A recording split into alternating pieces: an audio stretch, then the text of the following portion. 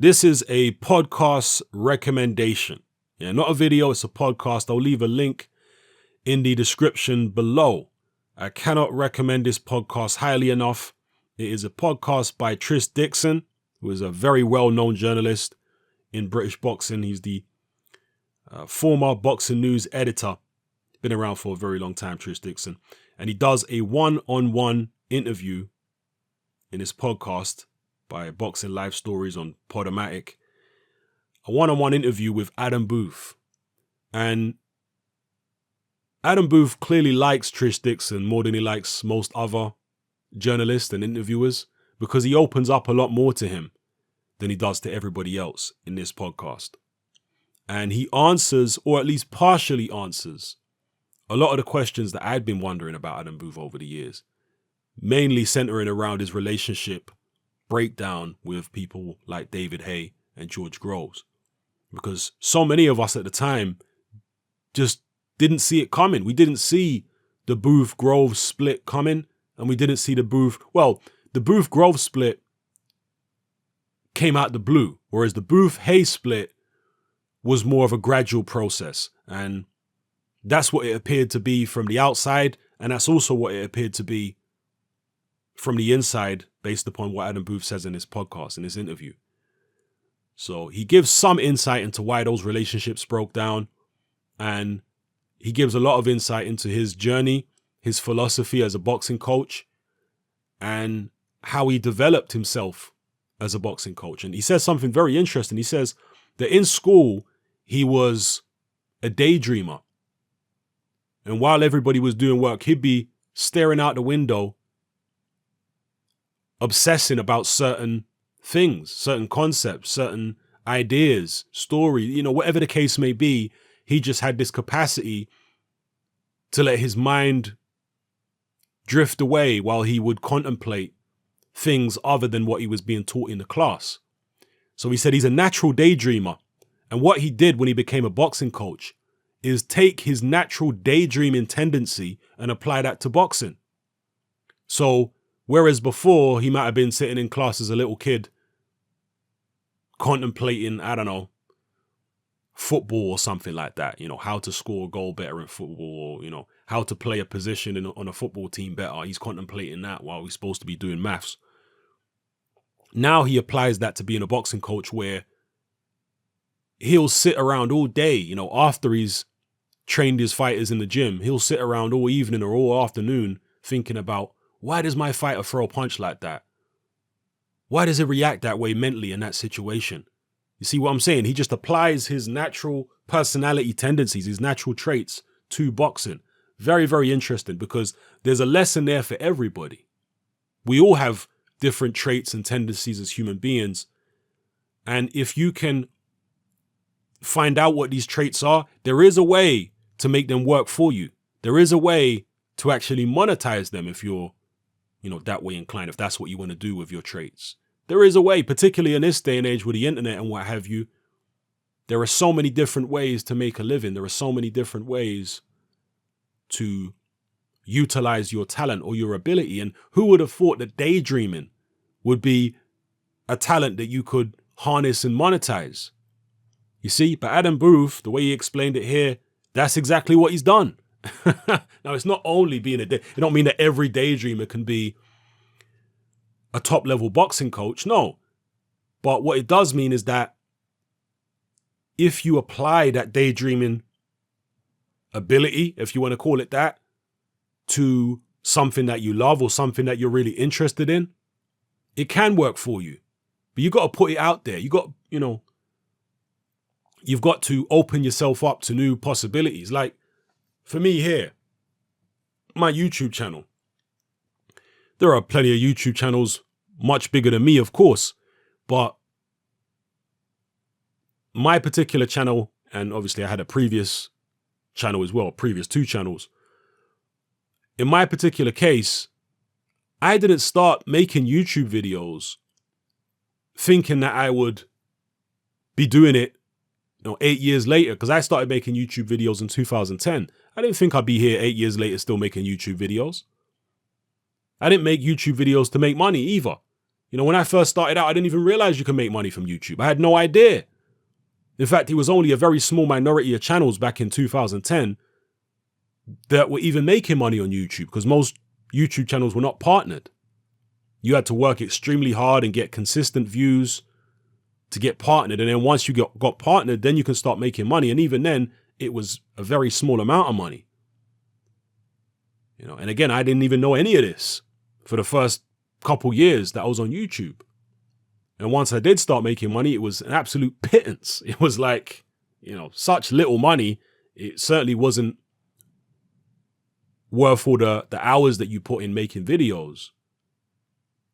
But yet here I am all these years later, and it's a completely different story. I never planned it to be this way. I just have, I guess, a knack for being able to explain myself when it comes to various different things, but particularly boxing, because not only have I always been a boxing fan from a very young age, but I also box myself. I had boxing experience, and I'd always think about, concepts within boxing and ideas within boxing. And I had nobody to really, explain it to. I had nobody to share all my thoughts and knowledge about boxing with when I first started. Because when I first started, there was very few people who I knew in my life that I was, that were on my kind of level in terms of being a hardcore fan, right? So when it came to discussing boxing, particularly fighters who were outside of the mainstream, I had nobody to talk to. So I just took to YouTube and decided to do it there. When I found out that there was somewhat of an online boxing community on YouTube, I started having conversations with people, and then I started my channel, and I was like, cool, now I can talk to people about boxing. And that's all it was. But now it's a relatively big channel, and it's doing very well. Again, it's nothing I planned. It's just something where I had a certain talent, if you want to call it that, or knack for talking. People like the sound of my voice, and they like the way I explain boxing, and so on and so forth. They like the knowledge that I have. And so I've made this element of my personality, this little corner, this little aspect of my life, this little hobby that I had, I've turned it into something a lot more viable than just a hobby. So it's a lesson for everybody. You guys out there, you might not be the ones to make successful boxing channels. You might not be the ones to be successful professional boxers or whatever the case may be, but there is something that you can do. And then again, you might be perfect to make a successful boxing channel, far better than mine, far more successful than mine. You may be, but the point I'm making is, don't underestimate yourself. Don't underestimate what abilities you may have that are dormant. Don't underestimate what abilities or hobbies or interests that you have that you might actually be able to monetize. Yeah. But in order to make that happen, you got to put yourself out there. You got to start somewhere, and you got to be consistent. And this goes for whatever you're trying to do in life, just life in general. Be consistent.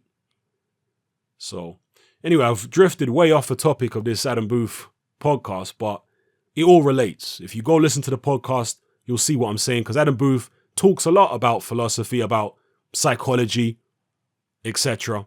And it's a very, very interesting podcast. Me normally, I can't listen to, and this is ironic, right? Because I do podcasts on Patreon that are an hour long or more.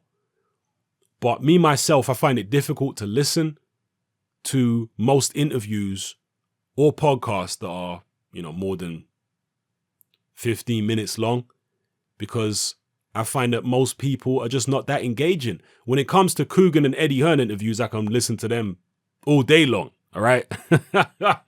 I can listen to Coogan and Eddie Hearn all day, and I can definitely listen to Adam Booth all day. He's a very, very interesting talker, a very articulate man, a very cerebral man.